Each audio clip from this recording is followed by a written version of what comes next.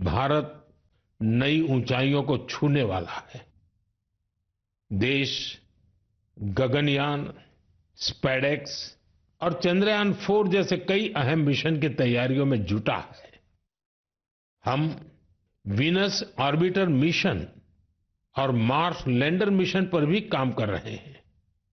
हमारे space scientist अपने innovation से देशवासियों को नए गर्व से भरने वाले हैं।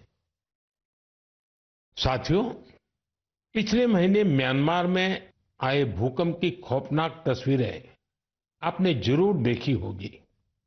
भूकंप से वहां बहुत बड़ी तबाही आई। मलबे में फंसे लोगों के लिए एक एक सांस, एक एक पल कीमती था।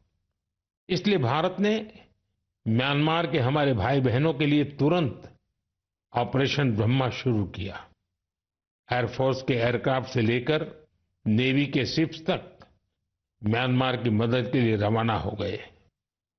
वहां भारतीय टीम ने एक फील्ड हॉस्पिटल तैयार किया। इंजीनियरों की एक टीम ने अहम इमारतों और इंफ्रास्ट्रक्चर्स को हुए नुकसान का आकलन करने में मदद की। भारतीय टीम ने वहां कंबल, टेंट, स्लीपिंग बैग, दवाइयां, खाने पीने के सामान के साथ ही और भी बहुत सारी चीजों की सप्लाई की। इस दौरान भारतीय टीम को वहां के लोगों से बहुत सारी तारीफ भी मिली।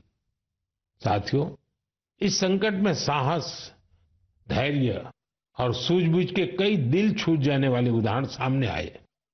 भारत की टीम ने 70 वर्ष से ज्यादा उम्र की एक बुजुर्ग महिला को बचाया, जो मलबे में 18 घंटों से दबी हुई थी।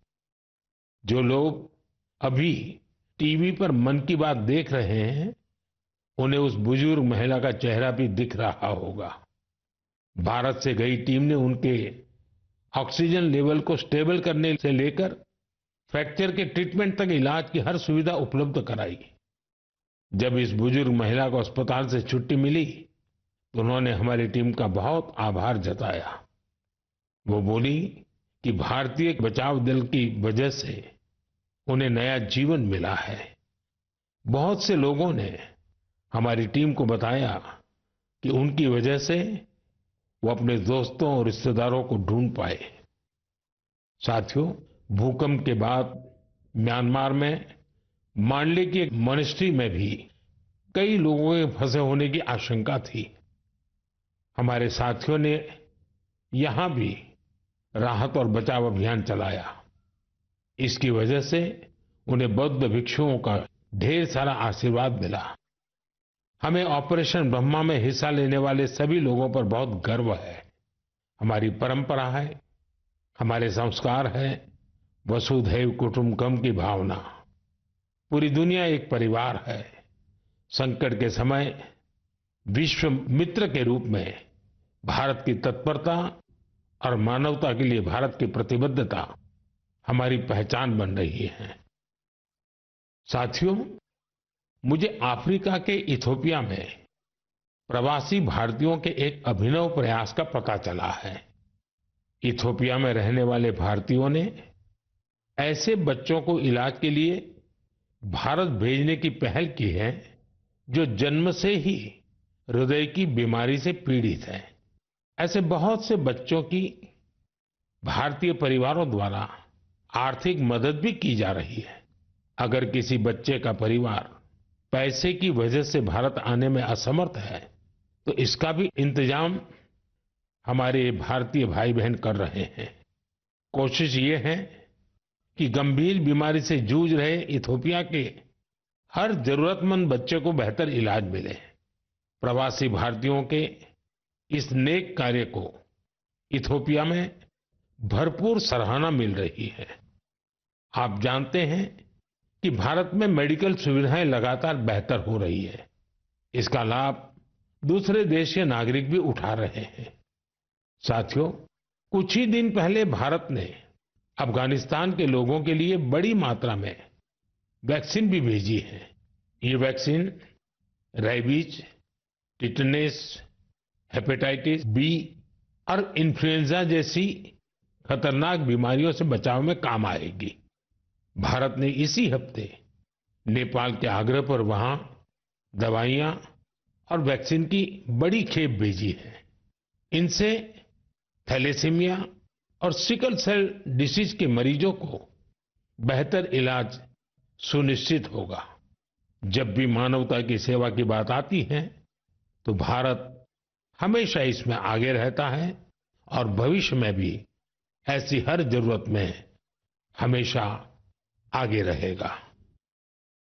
साथियों, अभी हम डिजास्टर मैनेजमेंट की बात कर रहे थे और किसी भी प्राकृतिक आपदा से निपटने में बहुत अहम होती है आपकी अलर्टनेस, आपका सचेत रहना। इस अलर्टनेस में अब आपको अपने मोबाइल के एक स्पेशल ऐप से मदद मिल सकती है। ये ऐप आपको किसी प्राकृतिक आपदा में फंसने से बचा सकते हैं और इसका नाम भी है सचेत। सचेत ऐप भारत की नेशनल डिजास्टर मैनेजमेंट अथॉरिटी ने तैयार किया है। बाढ़, साइक्लोन, लैंडस्लाइड, सुनामी, जंगलों की आग, हिमस्खलन, आंधी, तूफान या फिर बिजली गिरने जैसी आपदाएं हो, सचेत ऐप आपको हर प्रकार से इन्फॉर्म और प्रोटेक्टेड रखने का प्रयास करता है। इस ऐप के माध्यम से आप मौसम विभाग से जुड़े अपडेट्स प्राप्त कर सकते हैं। खास बात यह है कि सचेत ऐप क्षेत्रीय भाषाओं में भी कई सारी जानकारियां उपलब्ध कराता है। इस ऐप का आप भी फायदा उठाएं और अपने अनुभव हमसे जरूर साझा करें। मेरे प्यारे देशवासियों, आज हम पूरी दुनिया में भारत के टैलेंट की तारीफ होते देखते हैं। भारत के युवाओं ने भारत के प्रति दुनिया का नजरिया बदल दिया है और किसी भी देश के युवा की रुचि किस तरफ है, किधर है, उससे पता चलता है कि देश का भविष्य कैसा होगा। आज भारत का युवा साइंस, टेक्नोलॉजी और इनोवेशन की ओर बढ़ रहा है। ऐसे इलाके जिनकी पहचान पहले पिछड़ेपन और दूसरे कारणों से होती थी, वहां भी युवाओं ने ऐसे उदाहरण प्रस्तुत किए हैं जो हमें नया विश्वास देते हैं। छत्तीसगढ़ के दंतेवाड़ा का विज्ञान केंद्र आजकल सबका ध्यान खींच रहा है। कुछ समय पहले तक दंतेवाड़ा का नाम केवल हिंसा और अशांति के लिए जाना जाता था, लेकिन अब वहां एक साइंस सेंटर बच्चों और उनके माता पिता के लिए उम्मीद की नई किरण बन गया है। इस साइंस सेंटर में जाना बच्चों को खूब पसंद आ रहा है। वे अब नई नई मशीनें बनाने से लेकर टेक्नोलॉजी का उपयोग करके नए प्रोडक्ट्स बनाना सीख रहे हैं। उन्हें 3D प्रिंटर्स और रोबोटिक कारों के साथ ही दूसरी इनोवेटिव चीजों के बारे में जानने का मौका मिला है। अभी कुछ समय पहले मैंने गुजरात साइंस सिटी में भी साइंस गैलरीज का उद्घाटन किया था।